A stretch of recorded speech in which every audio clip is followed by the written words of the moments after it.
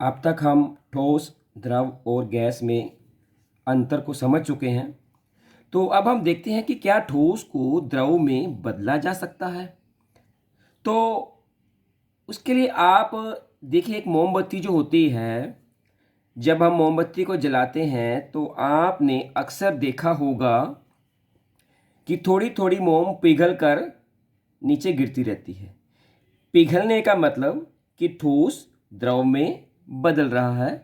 वहाँ जो मोमबत्ती पे जो मोम थी वो पहले ठोस अवस्था में थी, परंतु ऊष्मा लेने के बाद, गर्मी लेने के बाद, हीट लेने के बाद वो द्रव में बदल गई। तो यहाँ पर देखिए, चित्र में मैंने दिखाया है कि यहाँ पर ये एक ठोस पदार्थ नज़र आ रहा है आपको, और उसके जो है ये कण हैं, ये काफ़ी जो है वो पास पास दिखाए गए हैं। और ये जो है एक तीर का निशान है, एरो साइन है, ये दिखा रहा है कि हमने इसको ऊष्मा देनी शुरू कर दी। तो ये जो ठोस पदार्थ है, अब हमने इसको ऊष्मा देनी शुरू कर दी, तो क्या होगा कि तापमान बढ़ने लग जाएगा। तो इस पदार्थ का तापमान बढ़ने लग गया। तो तापमान बढ़ने से क्या होगा, ये देख रहे हैं जो इसके जो कण हैं, ये इनकी गति जो है वो बढ़ जाएगी, और तापमान के बढ़ने से कणों की गतिज ऊर्जा बढ़ जाएगी। आप देखें यहाँ पर दिखा रखा है कि कोई जो कण इधर जा रहा है, कोई किधर जा रहा है, कोई इधर जा रहा है, कोई इधर जा रहा है।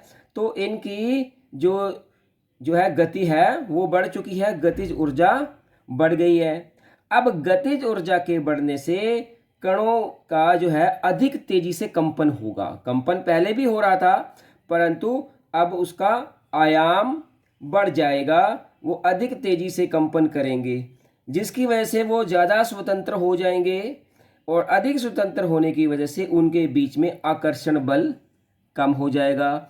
और ये आप जानते ही हो कि द्रवों में जो कण होते हैं उनके बीच का जो आकर्षण बल है वो ठोस के कणों के आकर्षण बल से थोड़ा कम होता है।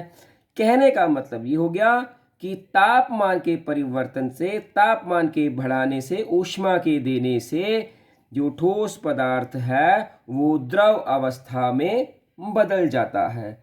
आपने अक्सर टीवी पर भी देखा होगा कि जो धातुएं हैं बड़ी बड़ी फैक्ट्रीज के अंदर, इंडस्ट्रीज के अंदर, उनको भी पिघला दिया जाता है किसी न किसी तापमान पर। तापमान हो सकता है अलग अलग धातुओं के पिघलने का तापमान अलग अलग हो, परंतु धातुएं जो हैं अक्सर पिघल जाती हैं। और यानी कि कहने का ये मतलब हो गया कि हाँ, ये बात सही है कि ठोस द्रव में बदल सकता है। तो तापमान के बढ़ने से यहाँ पर हमने देखा कि ठोस जो है वो द्रव अवस्था में बदल चुका है। उनके बीच में जो कण थे उनके बीच की दूरी बढ़ चुकी है, उनकी गतिज ऊर्जा बढ़ चुकी है, और इस ठोस अवस्था का द्रव अवस्था में बदलने को हम कहते हैं संगलन। तो ये चीज़ याद रखिए कि ठोस जो है जब द्रव में बदलता है उसको हम कहते हैं संगलन, या उसको हम पिघलना भी कह सकते हैं।